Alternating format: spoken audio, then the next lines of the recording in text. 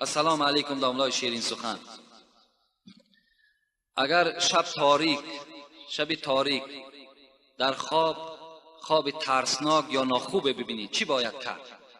یعنی وقتی شما اگر شب در خواب یک خواب میبینید که یک دهشت شما را فرا میگیرد، یعنی یک خواب ترس، پیغمبر گفتن وقتی بیدار شدین با طرف چپ 3 بار آب دهانتان پرتایین، با طرف چپ که در اون موضع شیطان است میگوید، و این خواب ترسناک شما از حساب وی است، در جانب همون چپتان 3 بار توف کنید، یعنی با بگیم سخنهای عادی امروزه و اعوذ بالله من الشیطان الرجیم گویید در هر بار توف کردنتان، و بعد او پهلوی که خواب بدین پهلو را عوض کنید و خواب کنید. گفتم پیغمبر انشاءالله دیگر خوابی ناخوب نمیبینید.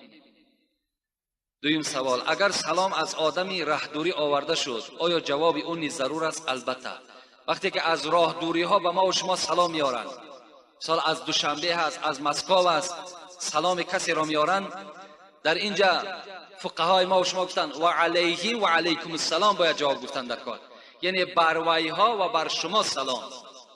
وقتی سلام آوردن هم با همون سلام آورنده جواب میگوییم، هم به کسانی که از نام اونها به ما و شما سلام آوردن با اونها البته جواب سلام دادن. این حالت اگر ما جواب سلام نگردانیم ما و شما گناهکار میشویم. شیر اسب حلال است، شیر اسب حلال است. حتی در یک فتوای دارم به نام زیور جنتی، در همون زیور جنتی میگوید که شیر اسب حلال است، حتی که اگر اسب از دنیا هم گذشت بگیم هلاک شد فوتید، در حالت همون فوتیدگیش هم که اگر در همون پیستان و شیر هم داشته باشد شیر او را گرفته استفاده کنین حلال است.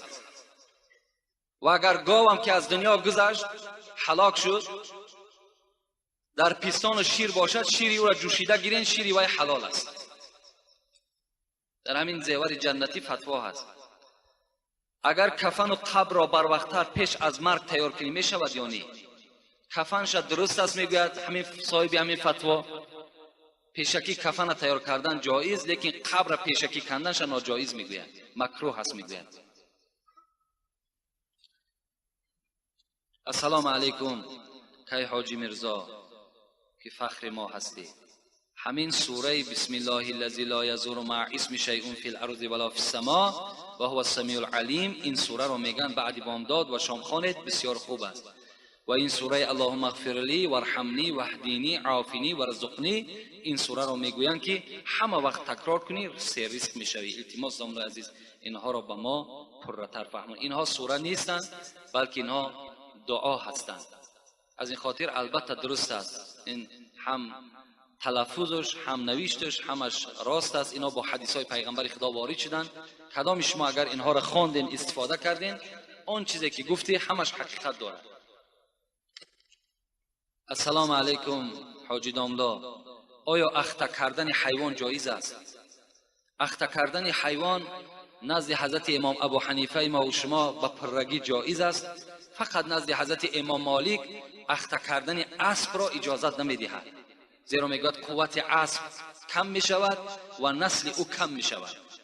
دیگر نزد هر 4 این ائمه اربعه، نزد 4 مذهب اخته کردن حیوان به طریق اولاد جایز است، یگان غلط و یگان خطای ندارد.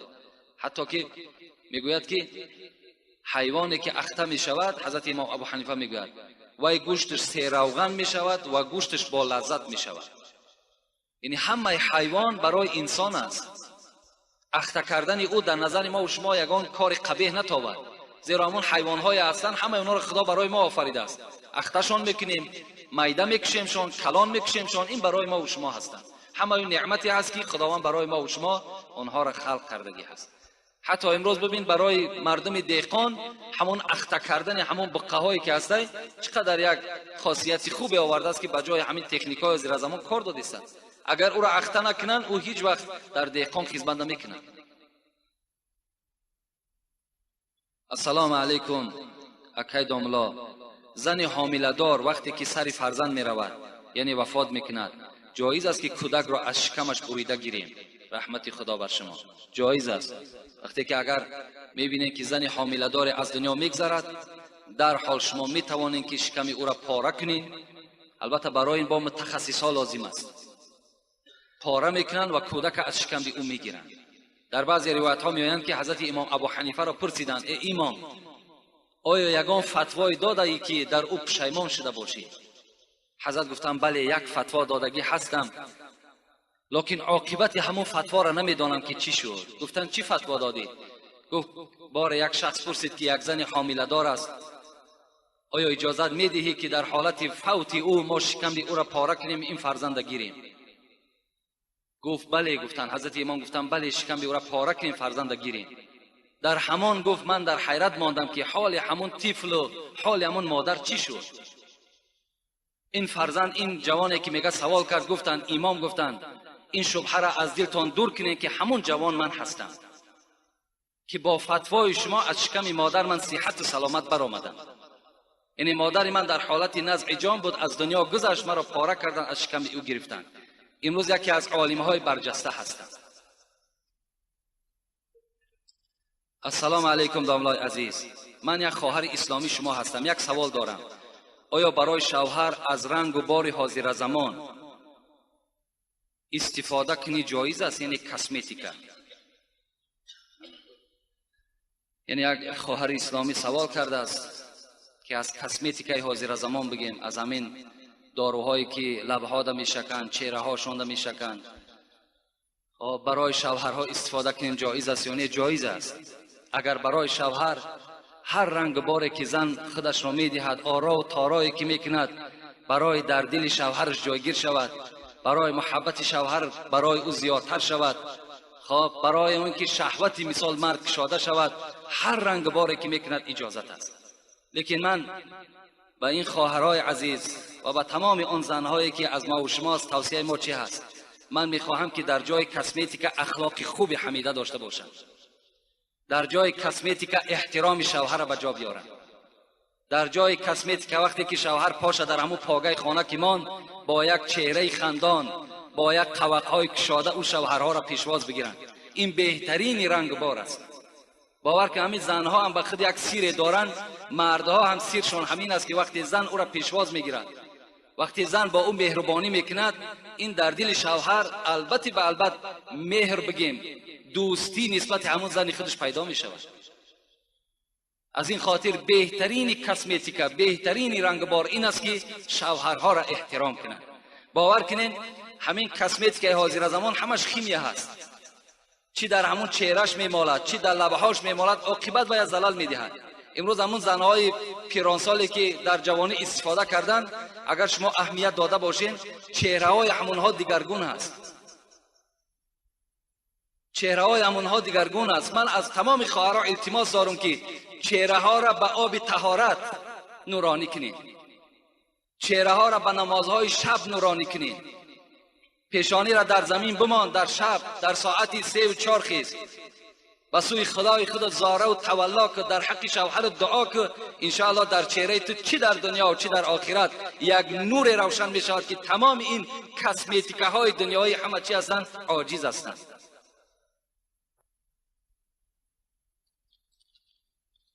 السلام علیکم بابای داملا، آیا همین شعری من ایجاد کردم درست است برای بینمازان؟ یک برادر برای بینمازان هرچی بگن کم است، یک شعر ایجاد کرده است. اگرچند که رحمت خدا به این برادر ایجاد کردن، در وزن کم شعرها وزن ندارند، لیکن معنای خیلی خوب دارند، معناش پره است. حیف آن نوری که در شماست سجده الله نکرد، حیف آن دست و پایی که در شماست گفتار الله نکرد، حیف آن جسمی که در شماست راه حق را طی نکرد، حیف آن چشمان نرگسین تو که دیدار الله نکرد. یعنی معناهای خیلی کلانی دارد، لیکن وزنها ندارد شعر، وزن در کار برای شعر. من یک شعر از جنونی در همین تمثیل به شما میخوانم که گوش اندازین چگونه حضرت‌ها ایجاد میکردند. لیکن اولی اگر شاعریش باشد خیلی خوب است، خیلی خوب است، آینده انشاءالله نیک میشود. دلی به عشق او بادا کفیده. حضرت جنونی میگوید همین مسلمانی که در دلش عشق خدا نداشته باشد بادا کفیده، خدا این دل کفانده بگرداند. دلی به عشق او بادا کفیده، زبان به ذکر او بادا کشیده. نریزد آب دیده کور بهتر، تنی به طاعتش رنجور بهتر. اگر مسلمانی که در چشم او آب چشم نباشد، از قیامت نترسد، از گور نترسد، نریزد آب دیده کور بهتر. برای این همون کور بودن بهتر بود.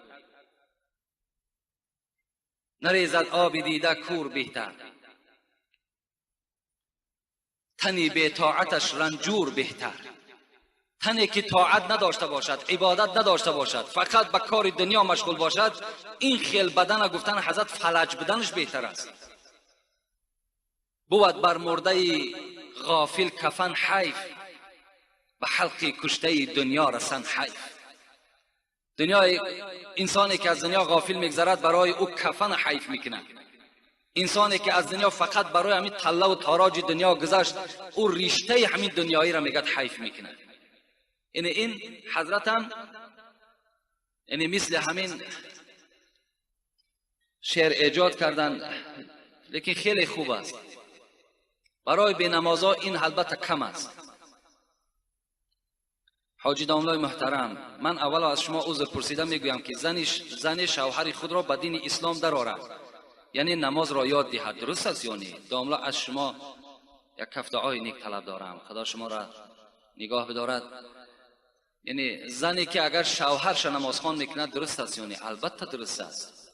این خیلی نادر است که زنی که شوهرش نماز خوان میکند، خیلی نادر است. خوش به حال همون خواهر، خوش به حال همون زنی که برای اصلاح شوهرش حرکت میکند، برای با دیانت کردن شوهرش حرکت میکند. خوش به حال این زنی که البته این عمل انجام میدهد.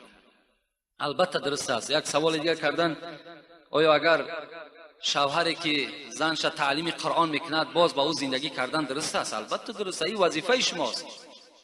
وظیفه شماست که زن شما قرآن خوان کنین، زن از علم اسلام آگاه کنین. این وظیفه تون است. او حکم شاگردی را نمیگیرد، او تا همون مردن شد او زن شماست. شاگرد شما هم که باشد غلط هم ندارد، هیچ یگان جای غلطی نیست. السلام علیکم بابای حاجی، به سوال من جواب دهید. تسبیح ها را در دیده ها میمالند، چی معنی دارد؟ دویم، زن در دنیا 2 3 4 شوهر میکند، در جنت همراه کدامش میباشد؟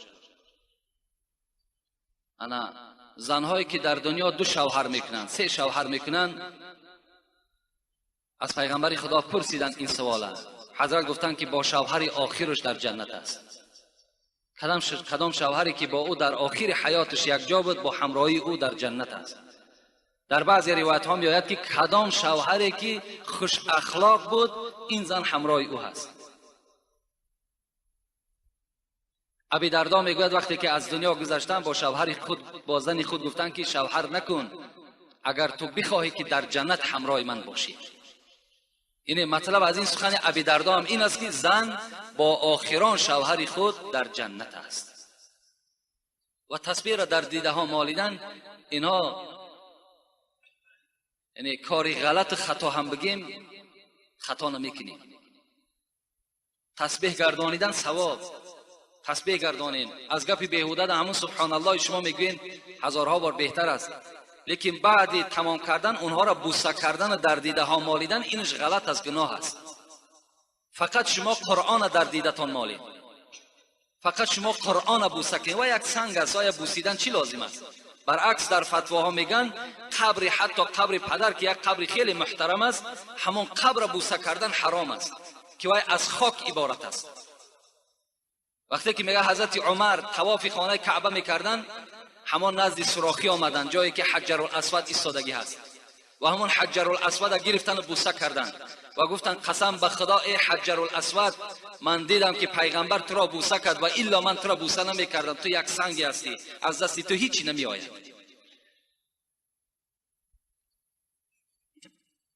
السلام علیکم آبای داملا، همین سوال ما را با پررگی جواب بده. من بسیار در نماز غلط میکنم، اگر پس بخوانم، اگر نماز را کمکک بلند بخوانم خطا نمیکنم. یعنی نماز بلند خوانم غلط نمیکنم، پس بخوانم غلط میکنم. من دخترک هستم، میگن آواز دخترک سطر هست، من چی کار کنم؟ باز یک سوال دیگر. بابای داملا، من میخواهم که جنازه را پیش از نماز بخوانیم، برای آنی که بسیاری کسها در نماز جنازه اشتراک نمیکنند. خداوند این خواهر باز توفیقش زیاده بگرداند. یعنی همه وقت باید که جنازه های ما بعد نماز شوند، زیرا پیش از نماز جمعه وقتی ما جنازه میکنیم اکثر مردم جمعه را میپرتویند، از پس نماز جنازه میشوند. اینجا ده همشان گناهگار میشوند، زیرا فرض عین ماندگی مثال از پی یک فرض کفایه میشوند. باید که جنازه البته به البته چی شود؟ بعد نماز شود. و سوالی که دادن آواز دخترک سطر هست، این غلط است. آواز دخترک سطر نیست. آواز دخترک سطر است در وقتی که در نزدش مردهای باشند که مثال محرم این نباشند، مردهای بیگانه باشند، این حالت در آواز زن سطر میگن. لیکن در نماز همه شما چی زن و چی مرد می توانیم 5 وقته نماز کدامش نباشد، چی بامداد چی پیشین. گفتی برای مختصر که والمنفرد خیرت این ادا، آدمی طاقت گذار حق دارد خواب پس میخواند خواب بلند. اگرچه نماز پیشین باید پس خوانده شود، عصر پس خوانده شود. اینها فقط برای امام هستند، برای آدمی طاقت گذار نیست. برای آدمی طاقت گذار میتونی با تمام آواز در خانه بخوان، چی پیشین باشد چی عصر باشد. نمازهای بلند میتونیم پس بخوانیم، بلند یعنی اختیار شما هست اگر طاقت گذار باشین. این بلند خواندن و پس خواندن فقط برای همون خطیب است، برای ملا است، برای امام است، برای شما نیست. همه تون میتونیم بلند میخوانیم پس میخوانید، این حق شما هست اگر در خانه نماز ده تنها گذار باشین. السلام علیکم داملای محترم حاجی مرزا. بعد از سلام خواهش میکنم که به این 2 سوال من جواب بدهید. در ماه سفر لباس در تنت اگر بسوزد پوشیدن وی باز درست است یا نه؟ در ماه سفر نکاح کردن یا که توی کردن، یا زن اگر حامله دار شود، یا زنی که سری فرزند رود، با احترام یکی از مخلصان شما. ما اینقدر از ماه سفر میترسیم، اینقدر از خدا نمیترسیم.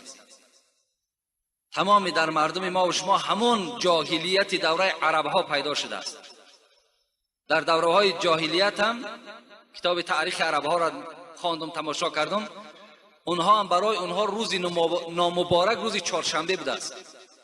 انا همون اثر جاهلیت اونها در ما و شما تاثیر کرده است. امروز بیماری را وقتی میگو روز چهارشنبه خبر گیرم میگن نره که کسلش زیاد میشود. ببین این یک جاهلیت است، حالان که پیغمبر ما و شما میگه العائد فی المریض یمشی فی مخرفة الجنه. کسی که اگر بیمار خبرگیری میرود قدمهای او در باغ از باغهای جنت قدم زده ایستاده است. ببین ما و شما را محروم میکنن از فیض همون جنت، از همون داخل جنت. ما و شما را این جاهلیت محروم میکنه، نمیگذارد که شاید که من همون روز چهارشنبه بیکار باشم خلاص. یا حضرت عایشه صدیقه میگوید که در دوره های جاهلیت ماه شوال بسیار ماه نامبارک بود برای مردم عرب، حالان که پیغمبر مرا در ماه شوال نکاح کرده گرفت. این عایشه صدیقه میگوید. یا جاهلیت ما و شما این گونه بود که یک چغز اگر در بالای یک درخت می نشست میگفتیم از همین خانه یک کس وفات میکنه، یا همین خانه ویران میشد برای که چغز در بالای خانه نشست. حالا که خدای ما و شما و ما اصاب من مصیبت الا باذن الله. ای بندگان من، خاطر شما جمع باشد، از هیچ چیز نترسین. هر بلا و مصیبتی که بر سر شما می آید همش از نزد من به اجازت من می آید. شما از اینها نترسید. ماه سفر هم از طفیل اینهاست. ماه سفر یک ماه پرخیر، یک ماه پربرکات. فقط پیغمبر خدا را وفاتش در این ماه سفر است. برای این در این ماه، هر ماه برای ما و شما ماه مبارک است. از ماه سفر نترسید. حتی پیغمبر لا عدوى ولا طیرة ولا هامة ولا سفر فی الاسلام. ببین در اسلام ما از پرنده ها نترسین گفت، در اسلام از ماه سفر نترسین، هیچ چی بلا ندارد، هیچ مشقتی ندارد.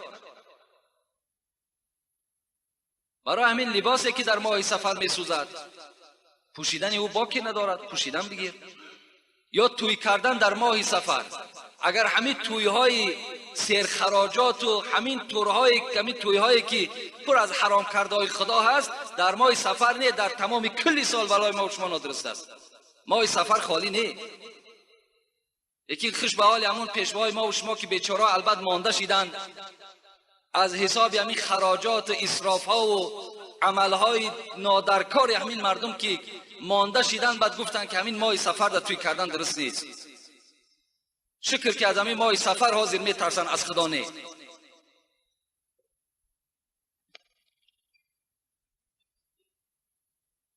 السلام علیکم دامنای محترم، از شما خواهش میکنم که با سوال من جواب گردانید. پدر و مادر حضرت امام اعظم کی بود؟ اینها را ما گفتیم گذاشتیم. از آینه نیلگون نماز بامداد یا پیشین و غیر نمازگزاری را میخوانند، از خفا اینها نماز خواندن درست است یا نه؟ درست نیست. از بالای تلویزیون وقتی که شما یک نماز میبینین و با آنها اقتدا میکنین، نماز شما فاسد است، نماز شما درست نمیشود.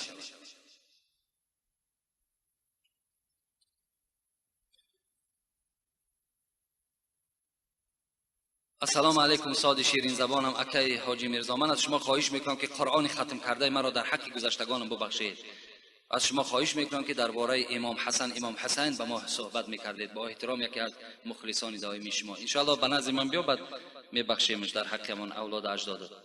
الان که حق بخشیدن خود داری، ختمش کردی، 3 بار دیگه سوره اخلاص بخوان، در حق تمام گذشتگانت همان ختم کردگی تا ببخش، ان شاء الله ثواب میگیری. السلام علیکم داملای شیرین سخن. این سوالش. درود و رحمت خدا بر شما و خانواده شما. من یک سوال دارم، میخواهم جواب پرره گیرم. آیا دلیل هایی که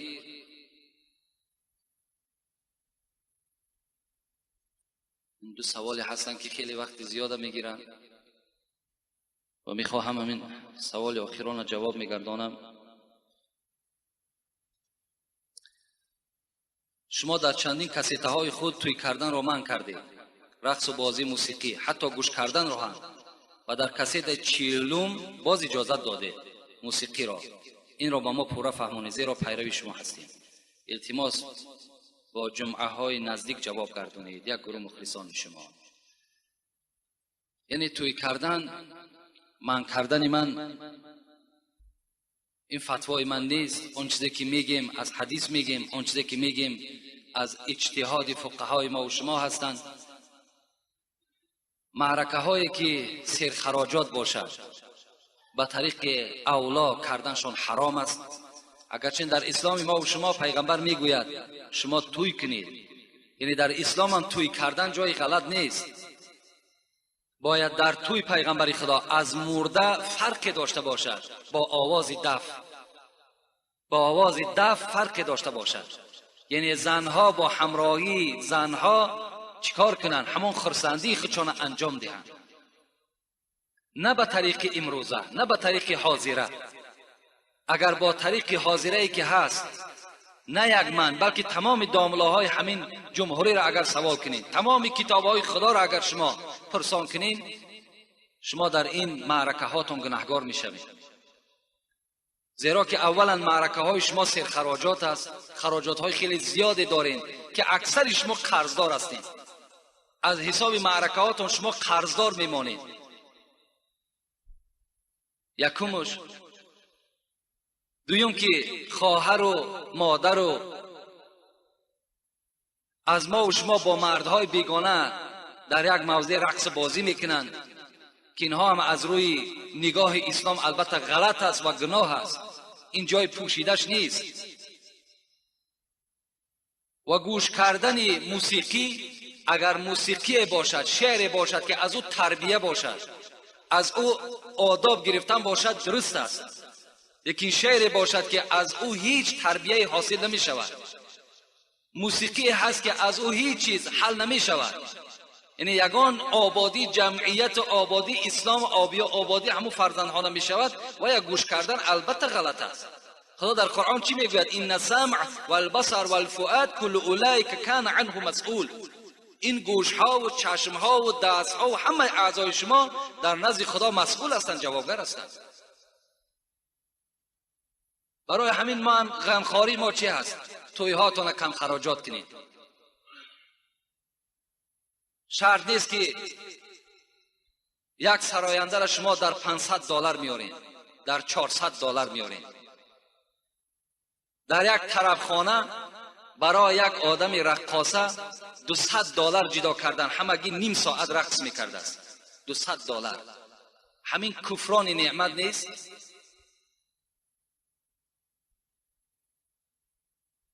برای $200 به دست آوردن چند قدر مهنت در کار، چند قدر مشقت در کار. این ما در دوشنبه در یک طربخانه آوازش آمد که $200 همگی نیم ساعت رقص میکرده است. خیلی رقاصه مشهور بوده است. اینا کار ما، مثال مسلمان ها، اینا کار ما پیروای امام ابو حنیفه. آیا امام ابو حنیفه هم چنان کرده بود؟ تا حد امکان امروز اگر چند بعضی از داملا بیچاره اتفاق شدن که در روز همون رقص و بازیشون نکنن، یعنی جدا جدا در روز کنن لیکن در شب نکنن، گفتن که از همه فسادی همون شبها اجرا می شود. خداوند عاقبت همه ما و شما را به خیر بگرداند، مراد و مطلوب های همه ما و شما را خدای مهربان حاصل بگرداند و از جمیع آفت ها و بلاها خدای مهربان ما و شما را در حفظ و امانش نگه بدارد. اینجا برادرمان بچه بابای زین الدین بی سامانی خیر کردن در حق پدرشان